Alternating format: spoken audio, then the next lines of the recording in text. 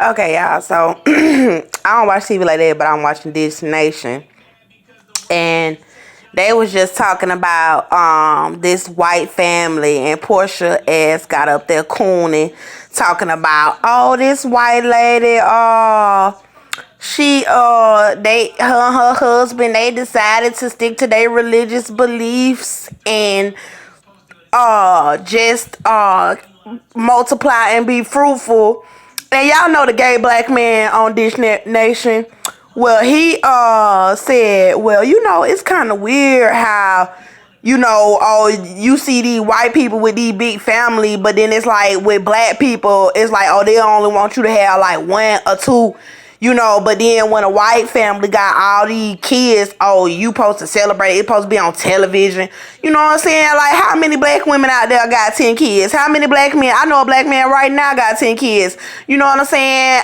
You think about the late DMX and them talking about him having 15 kids, and ain't nobody goddamn say nothing about none of their children on no damn Dish Network, but you over here talking about some white woman and some white man and all the kids they got. See, they want white folk to be procreating. They want to outnumber all the rest of us.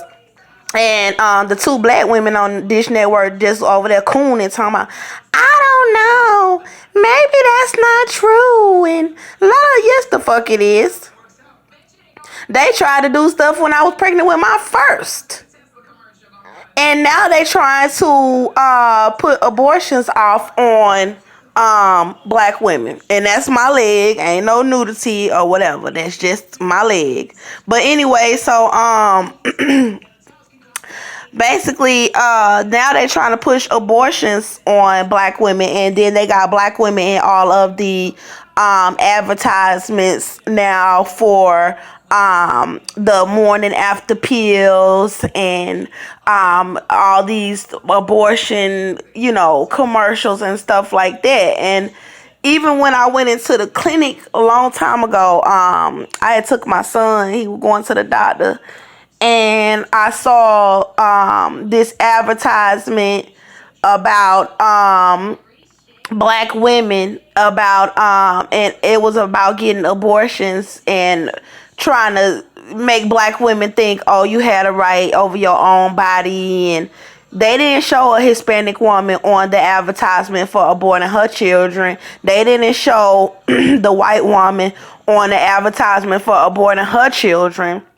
But they had a young black woman who looked like she could have been a little bit out of high school and going into college. They had her right there with her picture and her image next to those who they wanted to advertise the abortion stuff to. And it is sad because I'm only on my second pregnancy and they abused me. And they don't want the baby to survive. And I already know that they were trying to force me to take birth control, trying to mandate the court to make me take birth control because I shot a man in self-defense of me and my child. You want to try to say that I can't have kids anymore? That's not what it is. And God told me that the Chinese, the blacks, every other ethnicity put us all together, and we outnumbering Caucasians.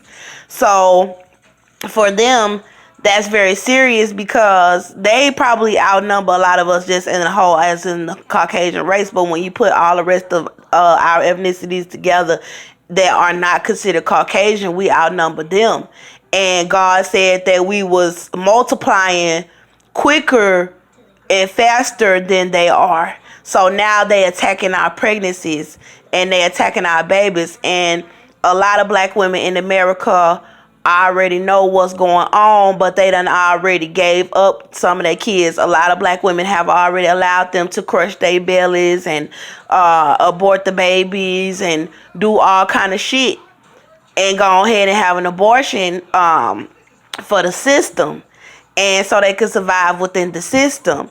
It's a lot of black women getting the urania and a lot of things like that. There was even an older black woman who told me that she had her tubes tied after her first or second child with her husband. and her husband kept on having sex, and of course her body kept trying to conceive, and the doctor ended up removing a whole bunch of flesh and hair from out of her womb, but they wasn't telling her like she was pregnant or anything like that. And God blessed me because I asked the older lady, I said, ma'am, do you think that all those hairballs and flesh that they and bone or whatever they was pulling up out of your womb had anything to do with you having your tubes tied and with your body trying to force itself to continue to reproduce? You know, you wasn't supposed to do that. And now her whole body is fucked up because she got her tubes tied.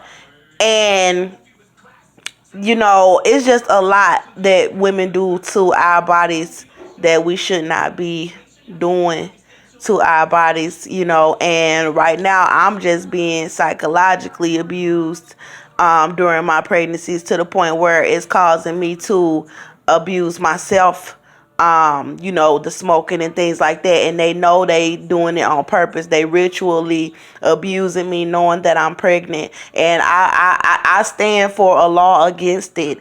I believe that people should be incarcerated to the highest extent, that they can be sent to jail for abusing a pregnant woman in any kind of way, whether it's psychological or physical, that they should be charged for it. And I believe that there should be a law that is set in place in the United States that you cannot mentally abuse a pregnant woman. You cannot psychologically abuse a pregnant woman. You cannot financially abuse a pregnant woman, and that you cannot abuse a pregnant woman in any shape, form, or fashion. And I also believe that there should be a law against people who lie on women's medical records and deny women medical care that they know are pregnant, because then they can turn around and abuse a woman. And I don't like Tyrese Gibson, because he knew that I was back there pregnant in the jail, and he was trying to do witchcraft and trying to curse me. And I'm glad that his wife got far away from him, and I pray to God that she don't have nothing else to do with his sorry ass, because he's a fucking sorcerer. But anyway, so there should be a law against people who lie on a woman's medical records, because then that gives them the feeling that they can abuse me without people even knowing that I'm with child. And it adds on to the psychological abuse of me knowing that I was with child this entire time, with all these people abusing me, having me falling all out on the side of the fucking road, trying to set me up and fight me, trying to punch me in the stomach, lacing my stuff, you know. And then all they gotta do is lie and say, oh, she was never pregnant, oh, she's not pregnant, oh, you know, this doctor said she wasn't pregnant. And it's all a part of the system. So I don't really even feel comfortable in this damn hotel room right now, because my fucking head is hurting. I can't even open up the fucking window. And I had a goddamn dream about some carbon monoxide the other fucking night. And I'm telling you, like, I'm really tired of this country. When I was a little girl and I would see the way young white women would act and the way white people would act, they didn't hide their racism back then. So being an adult and actually being grown and seeing their disdain, where they was constantly trying to hurt us and abuse us psychologically, I knew that I needed to call out to the Most High God and pray against these Caucasians in this country.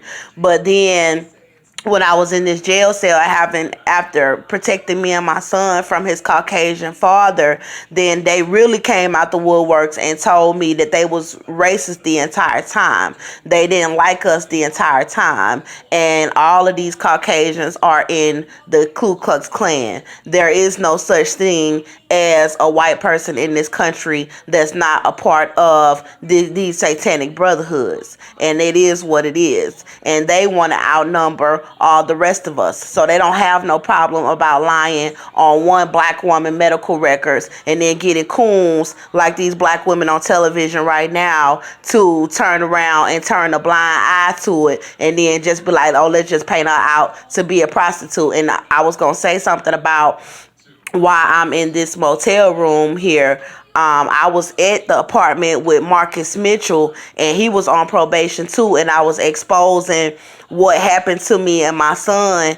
And they don't want us to have a stable home, which is why my little sister Shakina Jones put us out of her house, and before the custody hearing, to set it up to let Cynthia get my son. And God said that Shakina, my sister, was in conspiracy to steal my baby from me. He said Shakina came over to my apartment one day to visit, and next thing you know, my baby was gone. And when I went to jail, I got out, I went to her house. My sister put me out before the custody hearing as a setup to make it seem like Andrea don't have a stable place to stay to get her baby. And these people want to molest my child. They want to keep my child away from me and keep him from telling me what the fuck be going on. And they in covers and they don't give a fuck. I seen stuff about stuff happening to their kids that in the spirit. And I can't speak out about it, because they not my kids, but I understand the wickedness behind what all my family is trying to pull and why I'm being persecuted, because I'm not finna let nobody abuse my child behind closed doors and be a part of no coven and just walk around with some car and then be living up in some motherfucking house knowing that my children is being abused in America and that I'm being abused in America, but because I got a fucking car and a house and a job, I can't advocate for myself or stand up for me and my children. And that's what they expect for black women, to be physically and sexually and psychologically abused and then don't say nothing.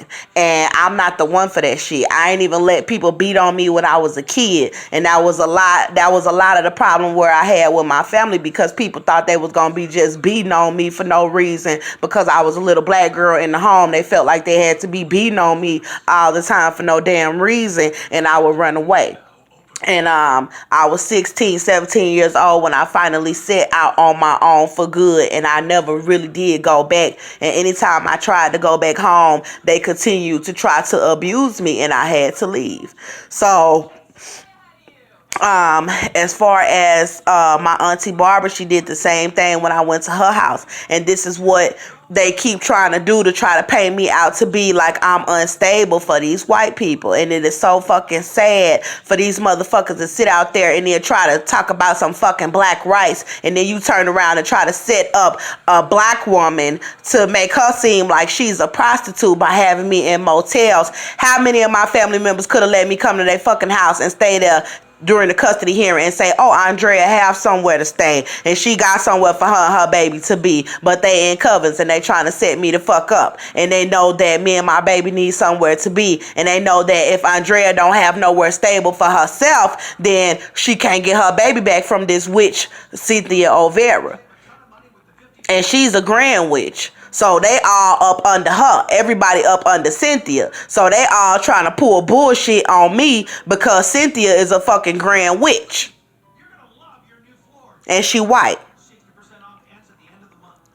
And I'm not no fucking witch. I know about the shit. I could have got into that shit, but the Lord, he kept me. And I'm tired of that shit. And this is what happened over there with Marcus Mitchell. This is what I believe happened, because it's like they wanted it to seem like Andrea don't have nowhere stable to be. We got to get her up out of this apartment, and we got to stage the shit to have her outside or in a motel because she's putting out the information about her baby. And ain't no damn reason why I should not have my baby. And the only thing they could try to say is, well, she don't have nowhere to live. She homeless. Or she don't got a job. My identification went missing when I told Marcus that I was finna go look for a job. All of a sudden, my ID went fucking missing. And I tore up that fucking house and I asked him, did you see my ID? Have you seen my ID? And I could have sworn that I asked him to hold my ID for me, and next thing you know, it was gone. And I remember him going in my bag, or going in the bag in the middle of the night. I heard something, and then I had said to him, I was like, yeah, my ex-boyfriend, when I was at my ex-boyfriend Lamarcus Sanders' house, my ID went missing. He said, yeah, these niggas be doing that shit when a female sleep. He said they be going in her bag and going through all her stuff and taking all her identification so they can have control over her. And I was like, oh, But the way he was so well versed on it, I was like, damn, I don't put shit past you. And now he done ran all the way out to Texas and he got me out here and tried to have me out on the streets. And now I'm in a motel room with another man and I'm trying to talk about my pregnancy and my son. And it's making me look like I'm a fucking prostitute, and that's the fucking setup. This is why all my family left me outside. This is why all the shelter stage stuff to have me outside, because they doing it for America. They trying to show their allegiance to America. Officer Graham and Miss Frazier, the black women who tried to set me up to have me on the streets out of the shelter, I told them that I was pregnant. And I told them that the KKK tortured me and my baby. I told them that they poisoned me in the jail cell. I told them that they rigged an illegal custody hearing in order to get my son. I told them that people was after me trying to murder me. I told them everything, and they didn't want to have my back. So what they wanted to do was try to stage shit to have me outside so that they could try to discredit the mother, because see, they killing these black men for real. They killing these black women as blood sacrifices to the white man to say, look, we don't give a fuck about these black folk. Go ahead and fucking kill their ass. We show our allegiance to you. We worship you. And then we'll all come out and we'll try to pretend like we trying to get justice for them, so people don't know that we're actually allowing y'all to kill off our brothers and sisters so that we can be on the land. You know, and that's like their last resort, because they don't want to fight these white folks. They don't want to fight. And they know what these white people is trying to do. They're trying to rid us off of the fucking continent. And if you're not worshiping them, and if you look, they black people over here partying in a room full of fucking white people. You know what I'm saying? And if you're not worshiping them, then they really want you gone, because you're going to be trying to empower your people. And these people is not trying to empower us. They not. So, you know, and then they want me sitting around like, oh, Andrea don't do nothing. Y'all stole my fucking identification again. Then they want to try to, oh, Andrea is just on the streets. Y'all keep staging shit to have me out of the motherfucking house or have me out of shelters. And that's why they did that shit, because they didn't want to stand up for me. None of those black women in that shelter wanted to admit, okay, this lady is in here. She is pregnant and we know what happens to her, because then they would have had to start contacting people like, okay, we got Andrea Jones here and she is pregnant and she needs this medical care. They know they could not have me in that shelter with knowing that I'm pregnant and that these doctors is denying me medical care. They know that that's where I needed to get my refuge and my help, but they wanted to keep getting them damn paychecks. You know what I'm saying? And black women don't really cut for each other like that. The only time black people cut for each other is when white people is funding the program. Then all of a sudden it's okay to be black. It's okay to be empowered. It's okay to be a black woman. But when black people come together to do something for ourselves, then it's a problem. And we have infiltrators and culture vultures and people that want to come all out the woodworks to try to throw white women into the midst of it. And try to throw white men into the midst of it. So we cannot have no sense of self as a community of black people, because they conquer and they divide. And this is what they have done. So everybody who is against me right now is on the sides of the Caucasian. And it's simply because they are afraid. And it's simply because of money.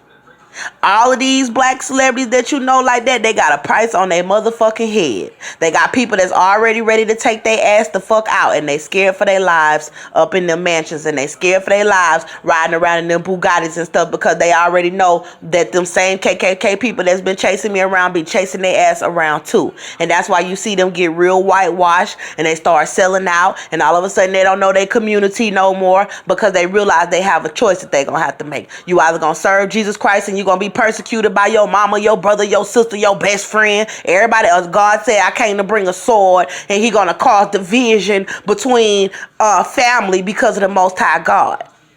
And you ain't gonna hear none of my family getting up talking about the Most High the way that I do. They gonna be them fake ass Bible thumpers that's gonna talk about Jesus, and they might not curse and say a curse word and call themselves holy, but deep down they witches like a motherfucker. And they gonna coon, because you gonna have to take some bullets. You gonna have to get your ass beat if you gonna be a black person